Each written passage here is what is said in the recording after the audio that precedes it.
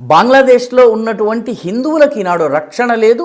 మామూలుగా దినసరి కూలీగానో ఫ్యాక్టరీ ఎంప్లాయీగానో పనిచేస్తున్నటువంటి ఉద్యోగుల్ని దైవదూషణ పేరిట కొట్టి చంపేయటం జరుగుతోంది. దానికి వ్యతిరేకంగా పశ్చిమ బెంగాల్లో ఉన్నటువంటి హిందువులు హిందూ హుంకార్ యాత్రని నిర్వహించి బంగ్లాదేశ్ రాయబార కార్యాలయం కోల్కతాలో ఉంది. అక్కడికి నిరసన ప్రదర్శించేందుకు వెళితే వాళ్ళ మీద మమతా సర్కార్ దాడి చేసింది. దాడి చేయటమే కాకుండా లాఠీ చార్జ్ ఇటువంటివన్నీ చేయటమే కాకుండా దాదాపు 13 మంది మీద కేసు నమోదు చేసి వాళ్ళని అరెస్ట్ కూడా చేసింది.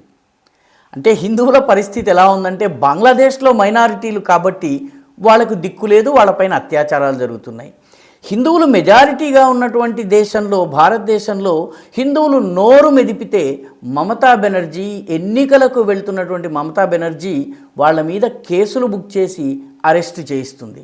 ఇది బెంగాలీ హిందువుల దుస్థితి. మిగతా అన్ని చోట్ల కూడా హిందువుల పరిస్థితి ఇలాగే ఉన్నట్టుగా కనిపిస్తోంది.